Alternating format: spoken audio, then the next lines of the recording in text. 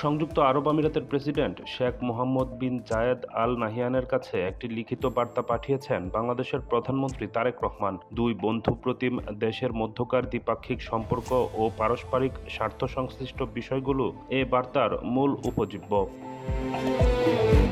গত বুধবার আবুধাবিতে সংযুক্ত আরব আমিরাতের উপ-প্রধানমন্ত্রী ও পররাষ্ট্রমন্ত্রী শেখ আবদুল্লাহ বিন জায়েদ আল নাহিয়ানের সাথে বাংলাদেশের প্রধানমন্ত্রীর বৈদেশিক বিষয়ক উপদেষ্টা হুমায়ুন কবিরের এক গুরুত্বপূর্ণ বৈঠক অনুষ্ঠিত হয়। বৈঠকে উপদেষ্টা হুমায়ুন কবির প্রধানমন্ত্রীর এই বিশেষ বার্তাটি শেখ আবদুল্লাহর কাছে হস্তান্তর করেন।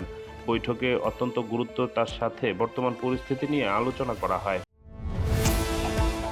বাংলাদেশের প্রধানমন্ত্রীর উপদেষ্টা হুমায়ুন কবির আমিরাতের নিরাপত্তা স্থিতিশীলতা রক্ষায় বাংলাদেশের পূর্ণ সংহতি ও সমর্থনের কথা পুনর্ব্যক্ত করেন। এই বন্ধুত্বপূর্ণ অবস্থানের জন্য শেখ আবদুল্লাহ বাংলাদেশের প্রতি কৃতজ্ঞতা প্রকাশ করেন।